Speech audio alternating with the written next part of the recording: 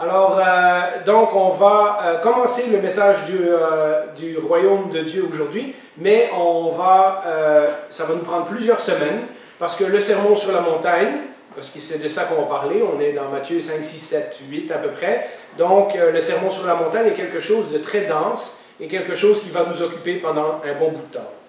Alors, je vous invite à un mot de prière, et ensuite on va commencer le message. Seigneur, avec 2000 ans de distance, parfois nous avons du mal à comprendre ce que tu nous dis, ou nous pensons que nous avons compris, et en fait ça signifie autre chose. Alors Seigneur, guide mes paroles, guide notre intelligence aussi pour que nous puissions comprendre comment ces choses s'appliquent dans notre vie des milliers d'années plus tard, malgré que tu parlais à des disciples qui vivaient en Israël. Comment nous pouvons savoir comment mettre ces choses en pratique, comment nous pouvons garder les yeux fixés sur toi, comment nous pouvons avancer dans notre vie chrétienne, puisque c'est ça notre objectif, de ressembler toujours de plus en plus à Jésus. Alors Seigneur, toutes ces choses que nous ne pouvons pas faire pour nous-mêmes, nous te demandons de les faire pour nous. Nous avons besoin de ton aide ce matin et tous les jours. Alors Seigneur, viens à notre secours et remplis-nous, encourage-nous, corrige-nous si nous en avons besoin. Nous te prions cela en ton nom. Amen. Vous connaissez le sermon sur la montagne. Même les gens qui ne sont pas chrétiens ont entendu parler du sermon sur la montagne. Tout le monde sait qu'on l'appelle souvent le sermon le plus populaire de Jésus. Ça regroupe 3 chapitres dans Matthieu, un peu moins dans Luc. Et ça se trouve entre, comme je l'avais dit en introduction, au livre de Matthieu. Matthieu aime grouper des sermons de Jésus et ensuite donner des histoires qui illustrent ces sermons, quoi. Et donc, Matthieu a pris un groupe d'enseignements de Jésus et il les a mis dans 3 chapitres et c'est très condensé. Lorsque nous lirons le sermon sur la montagne, on va se dire, c'est impossible que Jésus ait dit tout ça en 15-20 minutes parce que le cerveau des gens aurait explosé. Jésus dit des choses tellement bouleversantes qu'il faut vraiment prendre le temps de méditer chaque phrase, chaque ligne. Alors, nous ne ferons pas ça, nous ne ferons pas chaque verset dans les prochaines semaines, sinon nous en aurions pour un an, mais nous allons faire des groupes de versets. Et pour ça, j'ai pensé que ça serait bien de faire une introduction aujourd'hui qui va mettre la table parce qu'il y a des choses qu'il faut qu'on comprenne avant qu'on s'attaque au sermon sur la montagne. Je vais vous lire quelques versets qui sont extraits de ces 3 chapitres et vous allez voir comment c'est dense et comment c'est riche et comment on ne peut pas juste dire, bon voilà, j'ai lu ça une fois, maintenant je m'en vais d'ici, je suis une personne transformée. Nous avons besoin que ces choses s'imprègnent dans nos cœurs. Vous pouvez suivre au tableau, c'est peut-être plus facile que de tourner les pages dans votre Bible, puisque je vais sauter d'un verset à l'autre. Nous commençons donc au chapitre 5, des phrases que vous avez entendues, que vous avez vues peut-être dans des films aussi, que vous avez lus. « Heureux ceux qui pleurent, car ils seront consolés. Vous êtes le sel de la terre, mais si le sel perd sa saveur, avec quoi la lui rendra-t-on? Vous avez appris qu'il a été dit, tu ne commettras pas d'adultère. Mais moi je vous dis, tout homme qui regarde une femme pour la convoiter a déjà commis un adultère avec elle dans son cœur. Si quelqu'un te gifle sur la joue droite, tends lui aussi l'autre. Soyez donc parfaits comme votre Père céleste est parfait. Mais toi, quand tu pries, entre dans ta chambre, ferme ta porte et prie ton Père qui est là, dans le lieu secret, et ton Père qui voit dans le secret te le rendra. Si vous ne pardonnez pas aux hommes, votre Père ne vous pardonnera pas non plus vos fautes. En effet, là où est ton trésor, là aussi sera ton cœur. Personne ne peut servir 2 maîtres, car il détestera le premier et aimera le second. Ne vous inquiétez pas du lendemain, car le lendemain prendra soin de lui-même. Hypocrite, enlève d'abord la poutre de ton œil, et alors tu verras clair pour retirer la paille de l'œil de ton frère. Ceux qui me disent Seigneur, Seigneur n'entreront pas tous dans le royaume des cieux, mais seulement celui qui fait la volonté de mon Père céleste. C'est pourquoi toute personne qui entend ces paroles que je dis et les met en pratique, je le comparerai à un homme prudent qui a construit sa maison sur le rocher. Quand Jésus eut fini de prononcer ces paroles, les foules restèrent frappées par son enseignement, car il enseignait avec autorité et non comme leur spécialiste de la loi. Je pense que vous avez compris que sur chacun des versets que je viens de citer, on aurait pu faire une prédication au complet. Vous avez probablement même entendu des prédications au complet sur la plupart de ces versets-là. Et donc, c'est important, lorsque nous allons étudier le Sermon sur la montagne, de bien nous préparer à entendre ce que Jésus va nous dire. Et pour ça, j'aimerais mettre un peu de contexte, parce que souvent, nous prenons ces versets de la Bible comme si Jésus avait écrit cela pour nous aujourd'hui, directement comme s'il nous parlait à nous.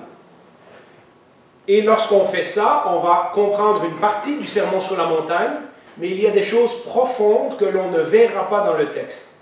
Et donc, nous avons besoin de faire travailler notre imagination et de retourner, il y a 2000 ans, sur une colline en Galilée, où Jésus s'est assis devant une foule et où, peut-être pendant une journée ou plusieurs jours, il a enseigné ces choses et il a laissé le temps aux gens de réfléchir à ces choses.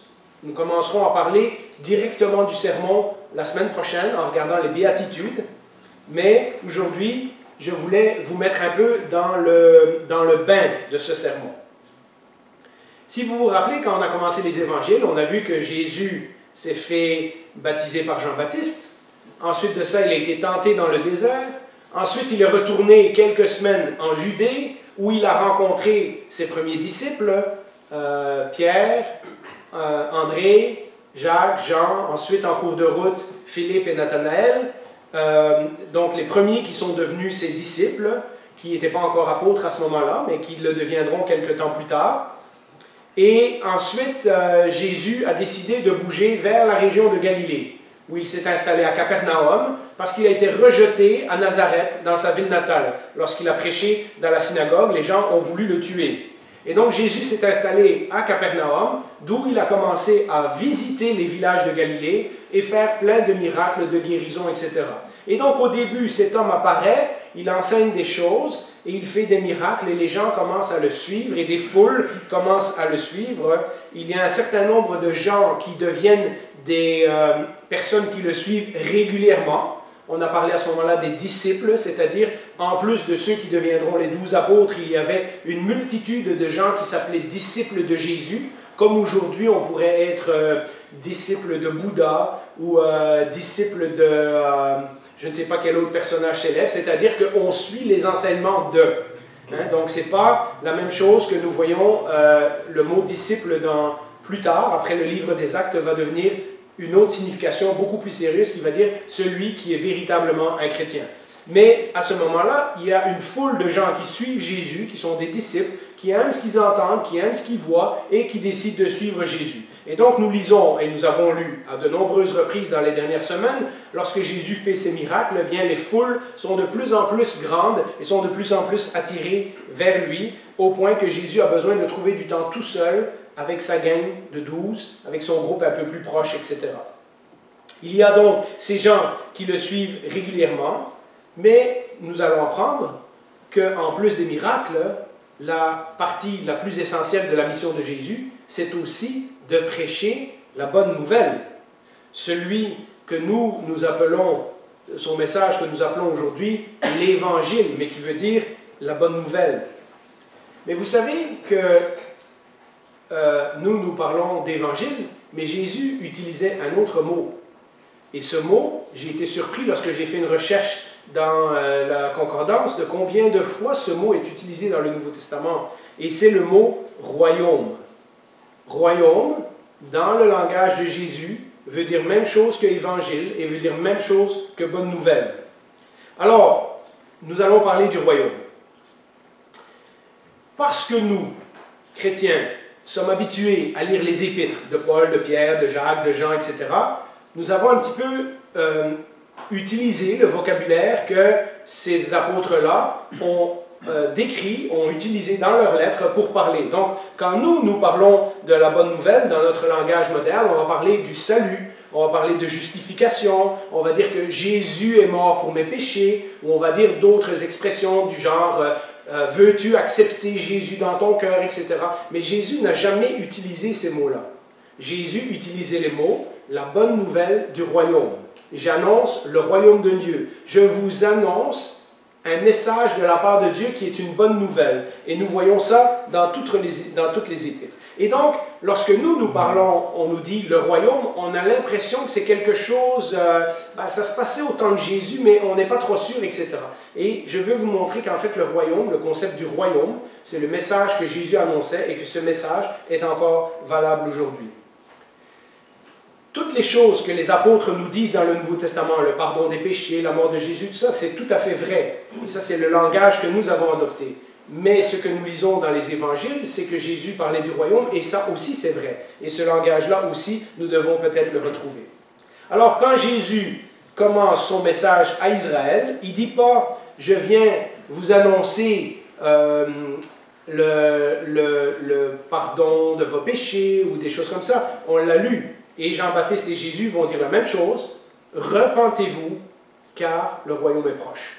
Car le royaume arrive. » Et donc Jésus utilise ce mot-là.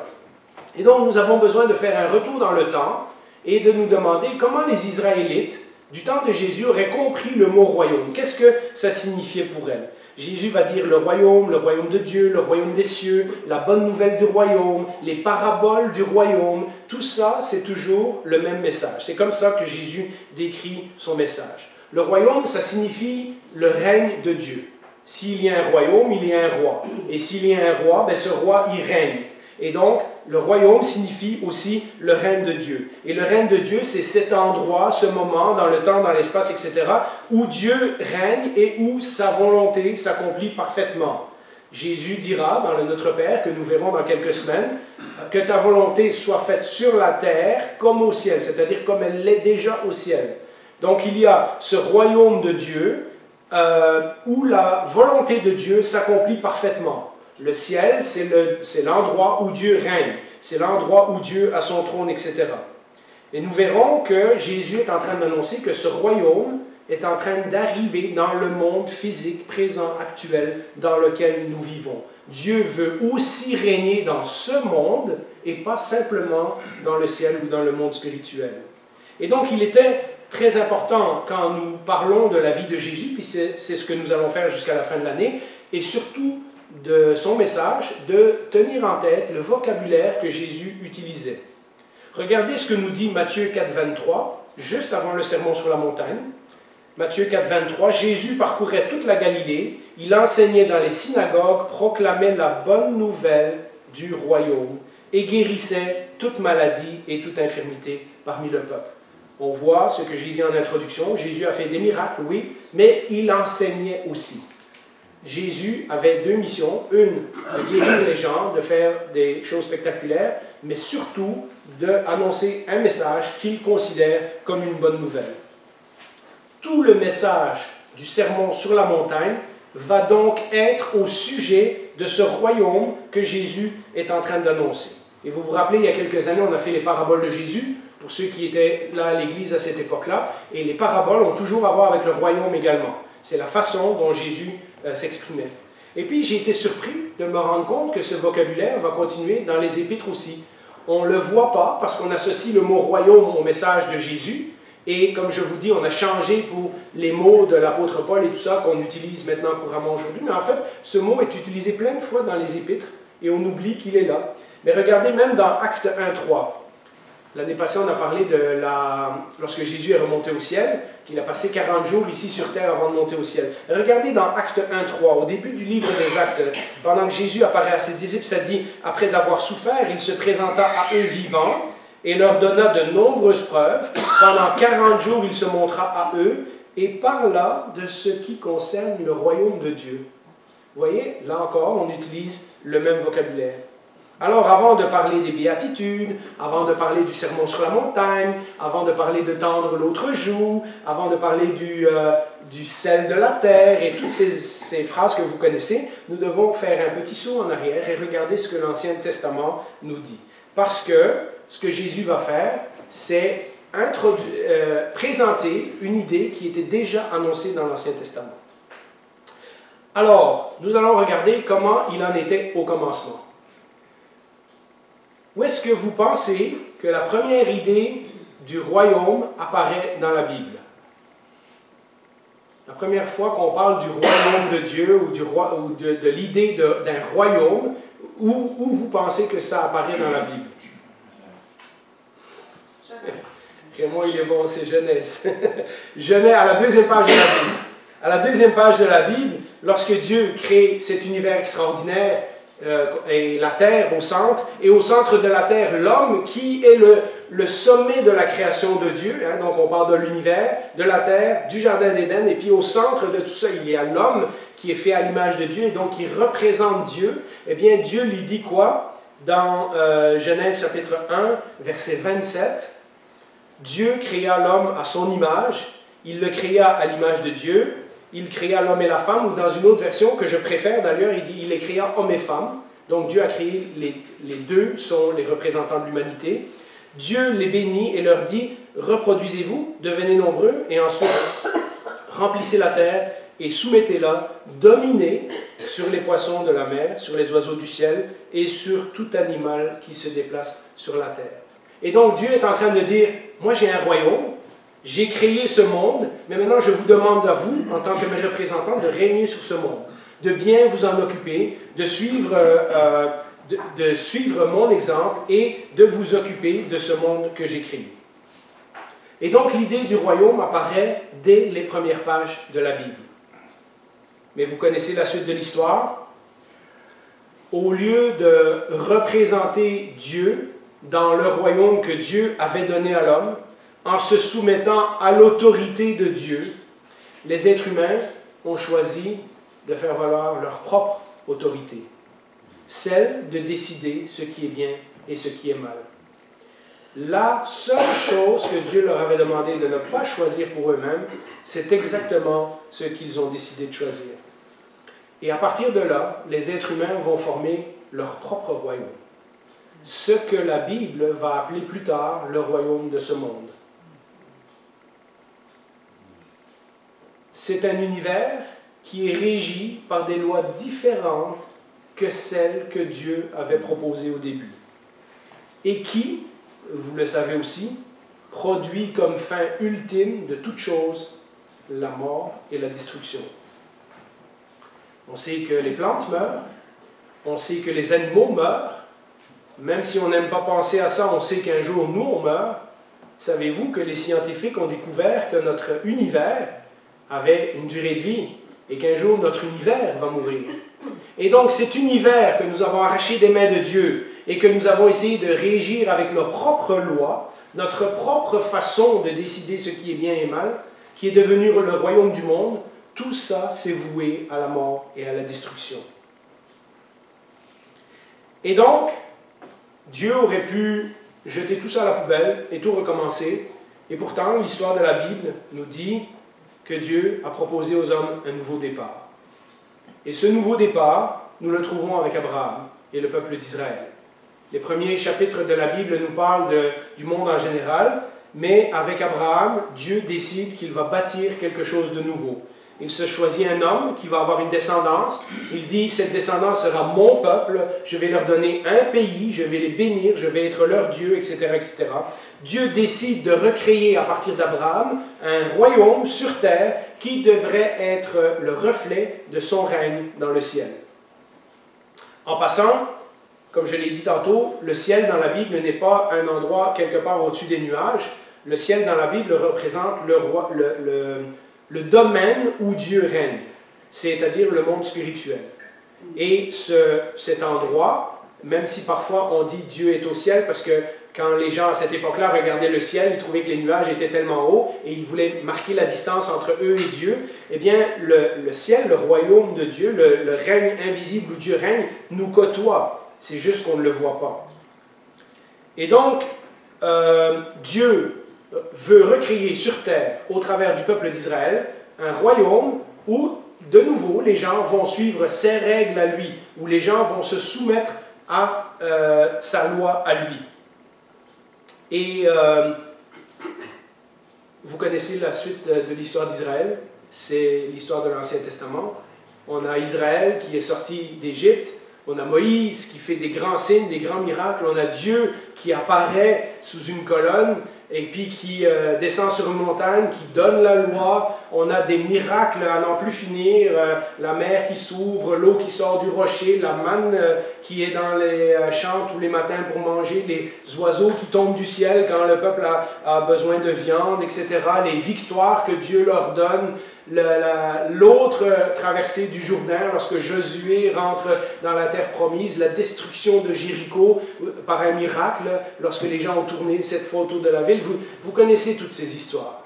On se dit, waouh, avec des miracles comme ça, les gens certainement vont se rendre compte que Dieu est vraiment Dieu. Et comme on a gâché notre monde, ben certainement, si Dieu est comme ça, on aurait intérêt à suivre ce Dieu-là. Or, qu'est-ce que nous constatons? Plus Dieu intervient, plus son peuple lui désobéit. Dieu envoie des prophètes, Dieu envoie des juges, Dieu envoie des rois, et pourtant, malgré tous les appels de Dieu à ce que son peuple vive selon les règles de son royaume, ce peuple va constamment se tourner vers des idoles, faire des alliances avec des nations païennes, apporter les dieux des autres nations chez eux, etc., etc. Vous savez qu'Israël va faillir constamment à sa mission. À part David et Salomon, et encore, David était le meilleur des deux, et Salomon qui était un grand roi. Après ça, le royaume est divisé en deux. Les deux moitiés du pays se battent l'un contre l'autre aussi à plusieurs reprises. Les rois deviennent de plus en plus mauvais. Israël se lance dans toutes sortes de problèmes. On en a parlé dans le livre de Jonas, dans le livre d'Habakkuk, etc. Et Dieu envoie régulièrement des prophètes, c'est-à-dire des gens qui parlent en son nom et qui disent en fait la même chose que Jean et la même chose que Jésus. Repentez-vous, revenez à Dieu, changez d'attitude. Vous ne voyez pas que les projets que j'ai pour vous sont des bons projets, mais vous en allez direct vers la mort si vous allez dans ce chemin-là. Vous n'écoutez pas ma voix, vous me désobéissez, vous pratiquez un culte en venant au temple, en offrant des sacrifices, un culte qui est superficiel, mais votre cœur n'y est pas. Vous savez, les livres des prophètes, c'est ça, en long et en large. Et je vous rappelle que les livres de prophètes se déroulent simultanément avec le livre de rois et de chroniques. Donc tous les rois d'Israël et les prophètes vivent en même temps. Dans la Bible, les prophètes sont mis après, comme si c'était une autre section, mais tous ces prophètes-là ont parlé pendant la vie des rois qui régnaient sur Israël à ce moment-là. Et alors, après des échecs et des échecs et des échecs, Dieu annonce son jugement. Il dit, écoute Israël, tu ne m'entends pas, alors je vais envoyer un jugement. Je vais t'envoyer en captivité, de nouveau, dans un autre pays, qui est Babylone. Et en même temps, dans des livres comme Ésaïe, comme Jérémie, comme Ézéchiel, Dieu promet que malgré le jugement, il y aura une grâce, où Dieu enverra un jour un serviteur, un autre roi, qui sera capable d'accomplir son plan parfaitement et qui sera capable de rediriger le peuple de Dieu vers Dieu. Ce roi nous est présenté dans différents textes, parfois subtilement, parfois très clairement, dans les psaumes, dans les prophètes, etc. Ça va être un descendant de David. On sait qu'un jour il va venir sur la terre et Dieu promet aussi que son trône sera un trône éternel. Mais parallèlement, Dieu continue d'annoncer le jugement pour ceux qui ne se repentent pas. Et vous savez la fin de l'histoire de l'Ancien Testament, pour avoir désobéi à Dieu et s'être entêté malgré les dizaines et dizaines de prophètes que Dieu a envoyés, le peuple est envoyé en exil à Babylone. Le temple est détruit, le pays est rasé, la ville de Jérusalem est brûlée. Pendant 70 ans, ces gens se retrouvent à Babylone comme ils étaient en Égypte, c'est-à-dire esclaves dans un autre pays. Et puis après, Dieu fait un miracle. Il fait retourner une partie du peuple en Israël. Il reconstruit un temple qui est quand même moins spectaculaire que celui de Salomon. Il n'y a plus de roi de la lignée de David qui monte sur le trône. Ils vont pendant 400 ans se faire dominer par différents empires. D'abord les Grecs, ensuite les Séleucides, ensuite les Romains. Et lorsqu'on arrive au temps de Jésus, eh bien, c'est encore un autre empire, l'empire romain, qui domine sur Israël. Ils n'ont pas de roi, qui est de la famille de David. Ils ont un faux roi qui vient d'un autre pays, Hérode et sa famille, qui ont été mis là par les Romains, mais qui ne sont pas de véritables Juifs. Et puis le royaume qu'il y a en Israël à ce moment-là n'est pas le royaume de Dieu. C'est le règne de l'Empire romain et de l'empereur de Rome. Donc, de toute évidence, on attend encore le royaume. Et lorsque Jésus arrive, d'abord Jean-Baptiste et ensuite Jésus, le premier message qu'ils annoncent, après 400 ans d'attente, c'est « le royaume est arrivé ». C'est comme ça qu'on peut comprendre le message de Jésus et de Jean-Baptiste. Quand nous commençons le Nouveau Testament, comme nous l'avons fait à Noël il y a quelque temps, et que nous faisons attention au récit de la naissance de Jésus que Luc et Matthieu nous racontent, et que nous regardons les mots que Luc et Matthieu utilisent pour parler de Jésus, qu'est-ce qu'ils disent? Bien d'abord, il est Jésus, celui qui sauve son peuple. Il est le Fils du Très-Haut. Il est le Sauveur. Il est Emmanuel, c'est-à-dire Dieu avec nous. Mais il est aussi quoi? Le roi des Juifs. Tout à coup, dans le vocabulaire d'Israël, revient cette idée que peut-être Dieu va envoyer un nouveau roi. Vous vous rappelez que les mages viennent d'Orient et disent à Hérode, ils lui disent en pleine face, « Où est le roi des Juifs qui vient de naître ?» C'est-à-dire pas toi, l'autre. Hein? Et donc, même les mages qui viennent d'un autre pays ont compris qu'il y a quelque chose de spécial qui est en train de se passer et que ce roi des Juifs qui vient de naître va être quelqu'un d'extraordinaire. Et ensuite, si vous vous rappelez, après la naissance de Jésus, donc dans Matthieu et dans Luc, eh bien, tous les autres évangélistes nous parlent de Jean-Baptiste. Tout le monde, même Marc, commence son évangile avec l'histoire de Jean-Baptiste. Pourquoi? Eh bien, parce que Jean-Baptiste, comme les prophètes d'autrefois, est en train d'annoncer le message de la repentance. De dire à Israël, repentez-vous. Vous retournerez voir les épisodes précédents dans la série qui sont sur YouTube et vous verrez ceux qui parlent du message de Jean-Baptiste et vous verrez que Jean est celui qui est en train d'annoncer la venue de Jésus, la venue du Messie, la venue du véritable roi d'Israël. Et quel est son message?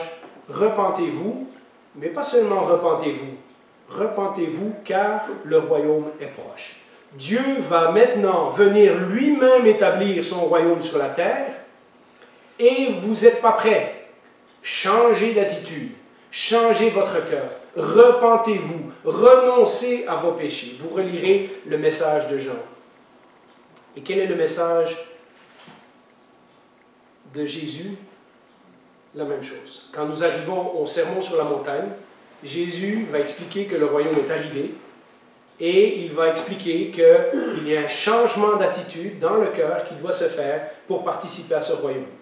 Et nous arrivons au texte qui va nous occuper pour les prochaines semaines, Matthieu 5, verset 1. À la vue de ces foules, donc on l'a dit, ce sont des gens qui ont vu les miracles et qui ont suivi Jésus et qui veulent devenir ses disciples, c'est-à-dire écouter ce qu'il a à enseigner. À la vue de ces foules, Jésus monta sur la montagne. Il s'assit et ses disciples s'approchèrent de lui.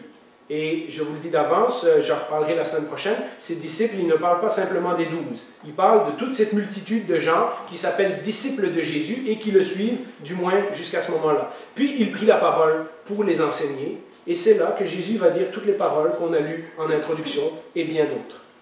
Il y a donc en Israël, à l'époque de l'Empire romain, un rabbin qui vient de Nazareth, qui s'appelle Jésus, et qui gagne en réputation, et qui est en train de parcourir toute la Galilée en faisant plein de miracles, et qui prêche que le royaume de Dieu est arrivé. Si vous aviez été un Israélite à cette époque-là, avec tout le contexte que je viens vous donner de l'Ancien Testament, parce que vous comprenez que les Juifs qui vont à la synagogue, tout ce que je vous ai raconté ce matin, ils le savent. C'est leur écriture sainte, c'est leur livre sacré. Eux, ils connaissent l'histoire d'Adam et Ève, ils connaissent l'histoire d'Abraham, ils connaissent l'histoire de Moïse, ils connaissent l'histoire des rois d'Israël, ils connaissent l'histoire de l'exil. Tout ça, c'est leur bagage culturel. Tout ça, ça fait partie de leur vie. Et donc, si on vous disait, après tant de milliers d'années d'attente, que finalement, le royaume de Dieu arrive sur terre et que le serviteur de Dieu qui était promis dans l'Ancien Testament, qui vient annoncer ce royaume, est arrivé, quelle serait votre réaction? n'iriez-vous pas voir Jésus aussi, pour voir s'il ne dit pas la vérité, pour voir si peut-être cet homme est vraiment le Messie, celui qui est envoyé par Dieu? Après tout, ce royaume qu'on attend depuis si longtemps, c'est toute l'espérance des Juifs pratiquants. Vous voyez, on dit souvent, en résumé, les Juifs attendaient un Messie qui allait chasser les Romains. Oui, mais dans le contexte que je viens de vous expliquer, c'est-à-dire pour instaurer le royaume de Dieu sur terre, pour remettre Israël à sa place en tant que peuple de Dieu. C'est pas juste comme un pays qui se fait envahir par un autre, puis on prie que Dieu chasse les envahisseurs. Dans le cas d'Israël, ça fait partie de l'histoire de leur peuple, ça fait partie de l'histoire de l'Écriture sainte. Ça fait partie de leur imaginaire, ça fait partie de leur attente, ça fait partie peut-être de leur regret. Combien de fois nous entendons des gens, même des prophètes, regretter les péchés qui ont été faits dans le passé. Ils savent que Israël n'est pas comme ça devrait être et ils soupirent que Dieu change le pays. On comprend maintenant plus facilement pourquoi des gens comme Pierre, Jean, Matthieu et tous les autres ont décidé de tout lâcher pour suivre Jésus. Parce que je vous rappelle que, tout de suite après ça, on va voir que Jésus va désigner ses 12 apôtres. Donc, dans le groupe de ces apôtres, il va en prendre 12, qui va dire, vous me suivez à temps plein. Ces gens-là, la Bible nous dit, ils ont tout lâché, ils ont suivi Jésus, ce qui veut dire qu'ils ont quitté leur travail, leur occupation professionnelle, etc. Et pendant 3 ans, ils vont suivre Jésus pour devenir ceux qui vont nous livrer le Nouveau Testament. Donc, les apôtres, les témoins de Jésus, on en a parlé dans une leçon précédente. Mais à ce moment-là, au tout début du ministère de Jésus, ils n'ont rien compris de cela. Ils suivent Jésus parce qu'en tant que bons Juifs, ils pensent que Jésus étant le Messie, il va établir le royaume. Et donc vous comprenez pourquoi Jacques et Jean se disputent pour savoir qui sera à gauche et à droite de Jésus, pourquoi ils veulent faire descendre la foudre du ciel sur les Samaritains, etc., etc. Eux autres, ils voient déjà le royaume de Dieu arriver sur terre. Et évidemment, leur idée du royaume, que Jésus va devoir corriger, mais voilà, ils sont tout à fait dans la ligne des gens de cette époque-là. Mais les évangélistes, lorsqu'on lit maintenant ce qu'ils nous ont écrit, Matthieu, Marc, Luc et Jean, sont en train de nous dire que ce royaume tant attendu vient au travers de la personne de Jésus. Et que le roi de ce royaume, celui donc qui a toute autorité, c'est Jésus également. Et c'est pour ça qu'un message comme celui de la semaine passée et toutes les semaines précédentes où nous avons parlé de l'autorité de Jésus, où Jésus, à la fin de ce texte, nous avons lu également à la fin du sermon sur la montagne, les foules sont frappées parce que Jésus parle avec autorité. Jésus ne parle pas de la part de quelqu'un d'autre, il dit « moi je vous dis ». On lira à plusieurs reprises dans le sermon sur la montagne. Vous avez entendu, on vous a dit que, mais moi je vous dis. Il parle vraiment comme si c'était Dieu descendu sur terre qui parle, comme dans l'Ancien Testament, maintenant je vous annonce la parole de Dieu. Et donc, tous ces miracles, toutes les choses que Jésus a fait, toute l'autorité qu'il démontre sur les éléments de la nature, sur la tempête qu'on va voir, sur la multiplication des pains, sur les guérisons, sur les maladies, sur toutes ces choses-là et sur la vie des disciples, comme on a parlé la semaine passée, vient de ce fait-là. Jésus sait que c'est lui le roi de ce nouveau royaume. Jésus annonce ce message-là et il veut des sujets qui vont être prêts à reconnaître son autorité. Alors, nous allons parler très bientôt du sermon. Parlons du sermon quelques secondes aujourd'hui, juste pour vous introduire. Pour nous donner un aperçu de ce que Jésus enseigne, puisque j'ai dit que Jésus parcourait la Galilée et enseignait toutes sortes de choses sur le royaume. Eh bien, Matthieu et Luc, en particulier, vont regrouper une série d'enseignements de Jésus qui ont probablement eu lieu à plusieurs reprises et en plusieurs endroits. Je pense qu'un sermon comme ça, Jésus a dû le prêcher souvent. Et les idées de ce sermon, on en retrouve éparpillées ailleurs, dans d'autres conversations qu'il a eues avec des gens, etc. Donc, Matthieu et Luc ont senti le besoin de faire un condensé de tout ce que Jésus avait dit et qu'il se rappelait, et de nous dire, lorsque Jésus annonçait ce royaume de Dieu, voilà de quoi il parlait. Et donc, je vous renvoie au texte qu'on a lu en introduction. Lorsque Jésus parle de ce royaume, tout le texte qu'on a lu en introduction, donc Matthieu chapitre 5, chapitre 6 et chapitre 7, est en train de décrire le royaume dont Jésus est le roi. On pourrait appeler donc ce sermon le sermon du roi. Il nous enseigne beaucoup de choses sur le royaume, et on va le voir, ça nous prendra plusieurs semaines, sur ce royaume que Jésus annonce et apporte, et on va devoir l'étudier par petites sections, parce que chacune de ces sections va nous choquer. Chacune de ces sections va nous rentrer dedans. Alors, je vous donne une clé pour nous préparer à la semaine prochaine, une clé pour mieux comprendre, une autre clé qui vient du contexte. Jésus est comme un prophète de l'Ancien Testament. Et quel était le message principal, si on devait résumer le message des prophètes de l'Ancien Testament, c'est que Dieu, notre Père, ou si vous appelez Dieu votre Père, Dieu voit et se soucie de ce qu'il y a dans ton cœur et pas juste de ton comportement extérieur. Tu peux aller au temple, tu peux offrir tes sacrifices, mais Dieu voit ce qu'il y a de caché dans ton cœur. Dieu veut et apprécie une religion qui est sincère et pas seulement une religion d'apparence. Changez donc d'attitude et pas seulement de comportement, c'est-à-dire changez vos motivations, vos désirs, votre imaginaire, votre compréhension, etc., et pas juste vos habitudes extérieures. Comme on pourrait dire aujourd'hui, je vais à l'église, je donne mon offrande, une fois par mois, je jeûne une journée, etc. Ça, c'est le comportement extérieur. Jésus est en train d'annoncer que dans ce royaume, Dieu va vouloir aussi transformer les cœurs. Et donc, dans ce sens-là, Jésus est exactement dans la continuité de Jean-Baptiste et dans la continuité des prophètes de l'Ancien Testament. Ce n'est pas un message nouveau. Jésus répète, mais avec d'autres exemples, des exemples tirés de la vie de tous les jours. Jésus va parler du sel de la terre, de la lumière du monde. Il va parler de la maison sur le sable. Il va parler de s'amasser des trésors au lieu de la terre où il y a de la rouille, etc., de prendre son trésor au ciel. Il va plus tard, dans les paraboles, nous donner des exemples des champs, des exemples des moutons, des exemples des pièces d'or, le fils prodigue, le bon samaritain, vous connaissez toutes ces histoires-là. Jésus va prendre des histoires de tous les jours et il va enseigner les valeurs du royaume à partir des exemples que les Juifs de son époque auraient bien compris. Mais Jésus n'est pas seulement un prophète, Jésus n'est pas seulement quelqu'un qui dit aux gens « repentez-vous et changez d'attitude ». Jésus est aussi un sage, comme les sages de l'Ancien Testament, c'est-à-dire Psaumes, Proverbes, Ecclésiastes, les livres qu'on appelle de sagesse. Il appelle les gens à réorienter leur vie selon une autre vision du monde. Lorsqu'on lit ces livres-là, Proverbes, Ecclésiastes et Psaumes en particulier, Psaume 1.1 par exemple, commence exactement comme les paroles de Jésus. Heureux ceux qui pleurent car ils seront consolés, vous vous rappelez? Et il va en avoir 9 comme ça. Eh bien, le psaume 1 commence heureux ou béni, puisque c'est ça que ça veut dire, soit l'homme qui ne suit pas le conseil des méchants.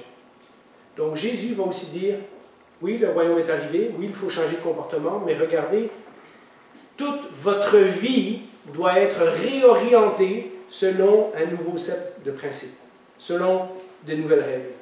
Et dans ce sens, il y a quelque chose de nouveau dans le message de Jésus. Les prophètes ne faisaient que référer à l'alliance que Dieu avait passée dans Exode et dans Deutéronome.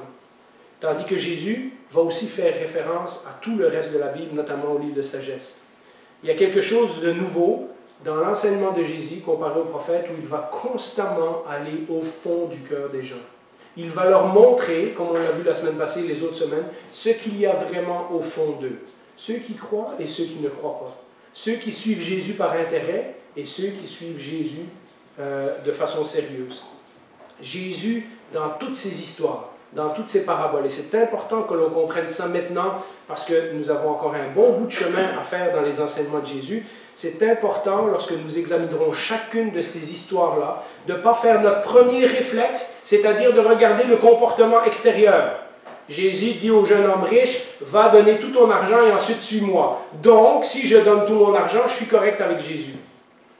L'histoire va nous montrer qu'au fond du cœur de cet homme, il y a une idolâtrie, alors qu'il prétend vouloir suivre Jésus et obéir au commandement de Dieu. En réalité, il aime l'argent plus que tout. Et ça, Jésus va le faire avec chaque personne qu'il va rencontrer, chaque histoire que l'on va voir, chaque miracle que l'on va parler dans l'avenir va illustrer quelque chose du message de Jésus. Jésus veut aller au fond de notre cœur pour faire ressortir ces choses-là, pas parce qu'il est méchant, mais parce qu'il veut nous changer. parce qu'il désire nous sauver de cette fausse religion qui habite dans notre cœur. Et on l'a lu à la fin du sermon, les foules sont frappées, sont étonnées. Le mot étonné en français sonne, on est étonné, dans certaines versions, ça dit ils étaient frappés de son enseignement. Frappé, je vous l'ai dit tantôt, c'est quand ton cerveau va exploser. Les gens n'arrivaient pas à saisir toutes les implications du message de Jésus, tellement que ce message était profond.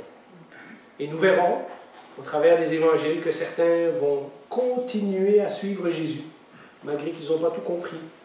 Ils vont lui faire confiance, c'est ce qu'on appelle la foi. Et il y en a d'autres qui vont se détourner en disant « Waouh, je ne pensais pas que c'était si difficile que ça d'être un disciple de Jésus. » Et là, le tri parmi les disciples va se faire, mais on a encore un bon nombre de chapitres à voir avant d'arriver à la fin de l'Évangile. Donc, lorsque nous allons étudier le Sermon sur la montagne, c'est important de tenir toutes ces choses-là en mémoire. La conclusion que j'aimerais vous laisser pour aujourd'hui. Comme les gens du temps de Jésus, les gens aujourd'hui qui entendent le message de Jésus ont les mêmes deux réactions. Certains d'entre nous ont essayé de vivre la vie dans le royaume du monde, selon les règles du monde, selon nos propres règles, selon nos propres efforts, selon notre propre intelligence. Peut-être même certains d'entre nous étaient bien religieux avant de venir à l'église ici et de rencontrer Jésus. On était dans une religion ou une autre, où on avait l'impression d'être des bonnes personnes, de faire suffisamment pour Dieu, pour qu'il nous accepte, etc.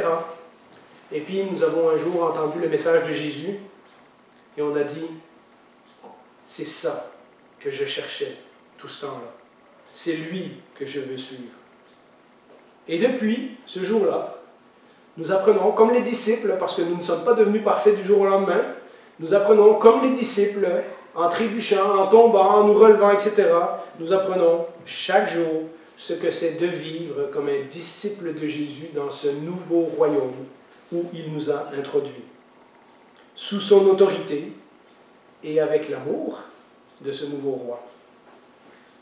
Mais pour d'autres, qui entendent ce message, encore aujourd'hui, ce matin, nous aimons ce que nous entendons, ça a du sens, ça nous chiffonne, mais il y a encore des choses qui nous dérangent. Il y a encore un pas qu'on n'est pas prêt à faire. Il y a des choses dont on n'est pas sûr. Il y a des choses dont on a peur. Il y a des choses qu'on ne veut pas lâcher. Mais son message est toujours le même, 2000 ans après. Je sais qui tu es. Ça, c'est la mauvaise nouvelle. Hein? Repentez-vous. Moi, vous faites votre religion extérieure, mais moi, je vois au fond de votre cœur. Je sais qui tu es. Mais si tu me suis, et ça, c'est la bonne nouvelle, je te changerai et je te donnerai une nouvelle vie. Posez-vous la question, si vous êtes pris entre ce dilemme, et si Jésus avait raison sur ce que c'est d'être un véritable humain, un véritable être humain dans son royaume. Je vous laisse réfléchir à ça. Ceux qui veulent, je vous enverrai mes notes. Et puis, la semaine prochaine, nous allons regarder les béatitudes et on va se plonger dans le vif du sujet. Je vous invite à prier et ensuite, nous allons prendre le repas du Seigneur. Eh bien, Seigneur, où que soit notre cœur en ce moment, pas notre attitude. Certains d'entre nous ont une très bonne attitude et pourtant nous savons que c'est qu'une religion de surface. Mais où que soit notre cœur en ce moment, qu'il se soit déjà prononcé pour toi ou qu'il hésite encore, Seigneur, ne nous laisse pas sortir d'ici sans avoir profondément entendu, assimiler cette parole. Seigneur, pour ceux qui doutent, je te prie de tout mon cœur que tu puisses continuer à ne pas les laisser tranquilles. Que ton message puisse continuer à les déranger jusqu'à ce qu'ils cèdent à ton autorité. Et qu'ils se rendent compte que vivre sous ton autorité, c'est la meilleure décision qu'ils auraient jamais pu prendre.